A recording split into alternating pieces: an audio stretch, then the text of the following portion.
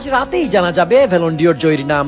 International মিডিয়ার হিসাবে এক নম্বরে আছেন ডেম্বেলে, তারপর লামিন, তারপর ভিতিনহা, রাফিনহা এবং মোহাম্মদ সালাহ। কিন্তু প্রশ্ন উঠছে কার হাতে উঠবে ব্যালন ডিওর? যোগ্য ব্যক্তি পাবেন তো, নাকি গতবারের মতো বিতর্কিত হতে চলেছে এবারের ব্যালন ডিওরও? বছর জুড়ে ব্যালন ডিওরের আলোচনায় একবার এক একজনের নাম এসেছে। শুরুর দিকে শোনা গেছে রাফিনহার কথা। এই সিজনে সে খেলেছেও আসলে অসাধারণ। জাবি হার্নান্দেজের অধীনে যে রাফিনহা হারিয়ে যেতে বসেছিল, সেই রাফিনহাকে আবার জাগিয়ে তুলেছেন হ্যান্সি ফ্লিক। লা লিগায় রাফিনহা খেলেছেন 36 ম্যাচ, গোল করেছেন 18টি, অ্যাসিস্ট করেছেন 11টি।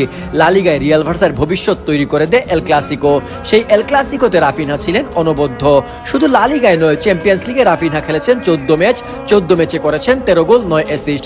সব মিলিয়ে রাফিনহা এই সিজনে 34 গোলের পাশাপাশি করেছেন 25 অ্যাসিস্ট, যা এই সিজনে বার্সেলোনার হয়ে সর্বোচ্চ। কিন্তু তবুও এখন শোনা যাচ্ছে রাফিনহা ব্যালন ডিওরের যোগ্য না। তবে হুট করেই রাফিনহাকে হটিয়ে সেই আলোচনায় জায়গা করে নেন লামিন ইয়ামাল। এর কারণ ফুটবল মাঠে সে এমন কিছু করে দেখিয়েছে যে আসলেই সকলের নজর কেড়েছে। গোলের পর গোল কিংবা অ্যাসিস্টের পর অ্যাসিস্ট হয়তো সে করতে পারেনি, কিন্তু এমন কিছু কাজ করেছে যা ম্যাচে পার্থক্য গড়ে দিয়েছে, এবং এসব দিয়ে সে জায়গা করে নিয়েছে ব্যালন ডিওর প্রত্যাশীদের লিস্টে। তাও খুব শক্তভাবে, এতটাই শক্ত যে গতকাল থেকে শোনা যাচ্ছে সেই জিততে যাচ্ছে ব্যালন ডিওর।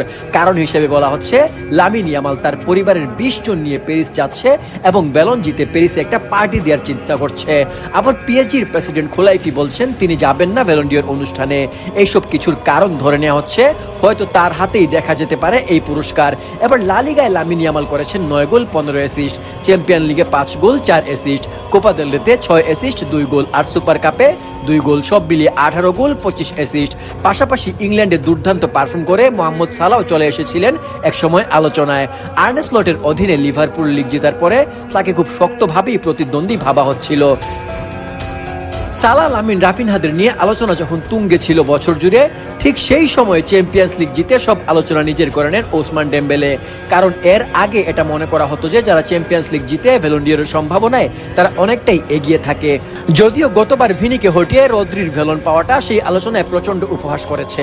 অনেকেই মনে করেন গতবারের ব্যালন ডিওর মোটেও ফেয়ার হয়নি। তবে চ্যাম্পিয়ন্স লিগ তো চ্যাম্পিয়ন্স লিগই, যার ফলে সবাইকে হটিয়ে ডেম্বেলে চলে আসেন শীর্ষে। পিএসজির ইতিহাসে প্রথম এবং একমাত্র চ্যাম্পিয়ন্স লিগ জয়ে সবচেয়ে বেশি অবদান ছিল তার।